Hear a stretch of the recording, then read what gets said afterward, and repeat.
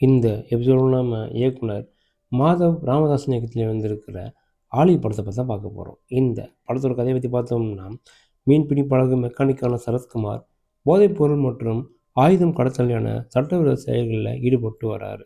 கல்லூரி படிக்கும் இவரது ஒரே மகளான தேவிகாவும் சக மாணவர் இந்திரஜித் ஜெகதீத்தும் காதலிக்கிறாங்க. இந்த காதல் விவகாரம் சரத்குமாருக்கு தெரிய வர ஆத்திரம் கொள்றாரு.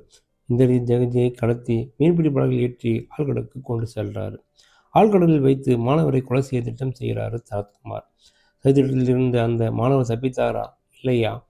இந்திரஜித் தேவிகா காதல் கை கூடியதா? இதாங்க அந்த படத்தோட மீதி கதை. பாசம் ஒருபுறம் கோபம் ஒருவன் என இரு பரிமாணங்களில் அட்டகாச நடிப்பை வழங்கி மிரட்டியிருக்கிறார் சரத்குமார். ஆக்ஷன் காட்சிகளும் வெளுத்து வாங்கியிருக்கான்னு சொல்லலாம். இந்திரஜித் ஜெகத் முடிந்த அளவு நடிச்சிருக்கான்னு சொல்லலாம். அவரது தோற்றம் வித்தியாசமாக இருந்தாலும் நடிப்பில் இன்னும் அனுபவம் தெரிஞ்சால் தோணுது.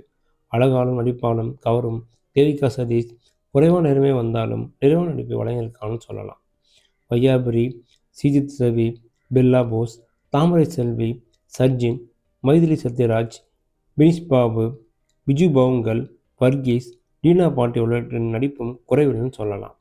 ஆனந்தின் நாயரின் ஒளிப்பதிவும் ஜாசி கிப்டின் இசை மற்றும் வில்லியம் பிரான்சிஸ் பின்னணி இசையும் படத்தை நகர்த்தி செல்ல உதவியிருக்குன்னு சொல்லலாம். சில காட்சிகளை யூகிக்க முடியுது. ஒரே இடத்தில் நகரும் காட்சிகள் சற்று யோசிக்க வைக்குது.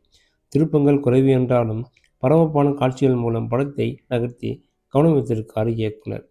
காதலி பெயரை ரத்தத்தில் எழுதும் காதலனிடம் தனது மகனின் பெயர் நெஞ்சில் பச்சை குத்திருப்பதை சரத்குமார் காட்டும் காட்சி சிலிர்ப்பு இருக்குன்னு சொல்லலாம்.